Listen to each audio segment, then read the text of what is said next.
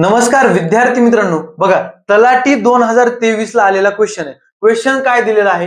Railway गाडी सरासरी 50 kilometre प्रति तास वेगाने प्रवास करते आणि गंतव्यस्थानी वेळेवर पोहोचते. म्हणजे नॉर्मली ती 50 च्या स्पीडने चालते, पण त्यांनी काय केलं, एका दिवशी त्यांनी स्पीड ठेवली 40 ची. तर 40 ची स्पीड ठेवली तर दरवेळेस पेक्षा त्यांना 24 मिनिटं उशीर होतो, म्हणजे जास्त टाइम लागतो. तर त्यांनी विचारले प्रवासाचं एकूण अंतर.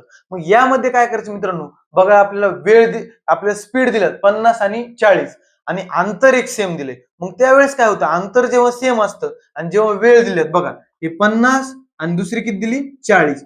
जेव्हा अंतर सेम असतं तेव्हा काय करायचं, स्पीडचा रेशो काढायचा. बघा ही 10 0 0 कटली, स्पीडचा रेशो काय आला 5 जसे 4.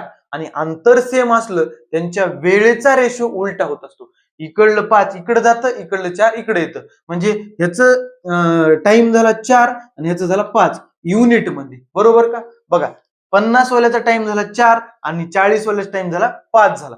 पण त्यांनी गणितात काय दिले, 24 मिनिटं उशीर होतो. म्हणजे आधी 4 युनिट लागत असेल, आता 5 लागतो. म्हणजे जो जास्त लागतोय तो जास्त लागणार किती, 24 मिनिटं. किती, 24 मिनिटं. पण मित्रांनो गणितामध्ये आपल्याला इथे दिसतंय का तुम्हाला 24 मिनिटं फरक? फरक किती दिसतो, 1 दिसतो. 4 आणि 5 मधला फरक किती, 1. म्हणजे 1 युनिट म्हणजे 24 मिनिटं. मग आपल्याला अंतर काढायचे. अंतर म्हणजे काय असतं, आपली स्पीड गुणिले टाइम, स्पीड गुणिले टाइम. मग टाइम आपला निघून जाईल. बघा 4 बरोबर किती, चला 1 बरोबर 24 तर 4 बरोबर किती, 24 चोक 96.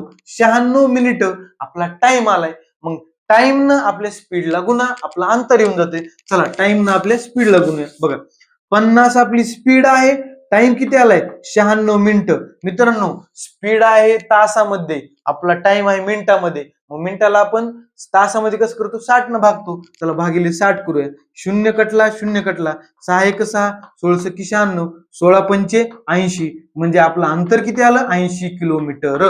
धन्यवाद.